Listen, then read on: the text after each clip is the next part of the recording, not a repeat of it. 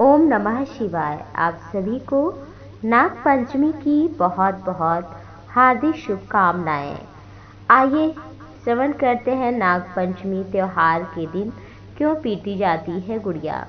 हर साल के सावन माह में पंचमी तिथि को मनाई जाती है नाग पंचमी, और नाग पंचमी के दिन नाग पूजा का विशेष महत्व है।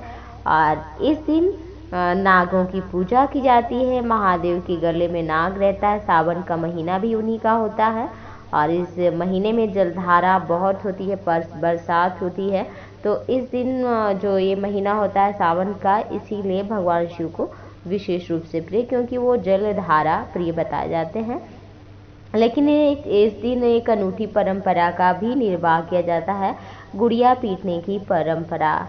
और उत्तर भारत में तो बहुत है, इसके पीछे कई कहानियां प्रचलित हैं। कथा के अनुसार तक्षक नाग के कांटे से राजा परीक्षित की मौत हो गई थी। कुछ वर्षों के बाद तक्षक की चौथी पीढ़ी की कन्या का विवाह राजा परीक्षित की चौथी पीढ़ी में हुआ। विवाह के बाद उसने अतीत का यह राज एक सेविका को बता दिया। जो उसके साथ जो घटनाएं थी वो बता दी कि तक्षक नाग ने किस तरह से काटा था और क्या क्या हुआ था, वो सारी कहानी बता दी।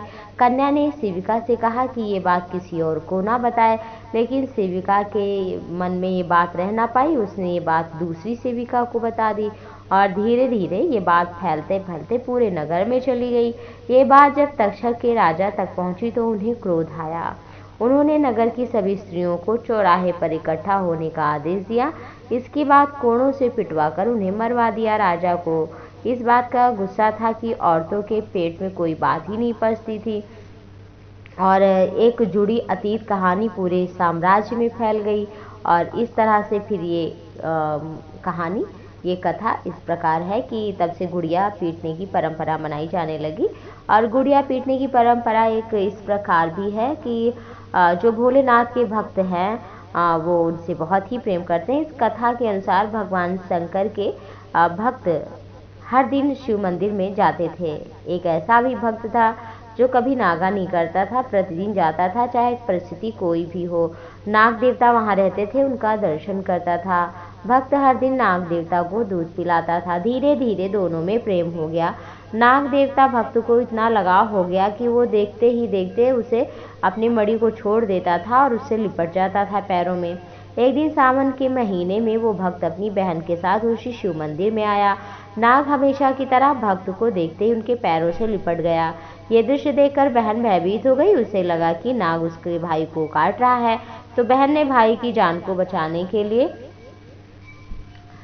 उस नाग को पीटने लगी और फिर वो उसको अधमरा कर दिया। और जब ये बात ये लोगों को पता चला तो फिर उसे भी लोग पीटने लगे और कहा कि तुम्हें इस दंड के अपराध के दंड में तुम्हें हर साल तुम पीटी जाओगी। और चाहे तुम जैसे ही, तो वही गुड़िया की परंपरा पीटने की तभी से प्रारंभ हुई।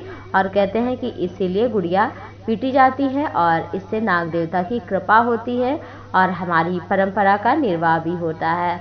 तो ये थी गुड़िया पीटने की हमारी प्राचीन परंपरा।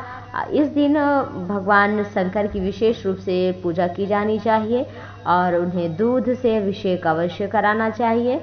और नाग को बंधक बना के नहीं रखना चाहिए।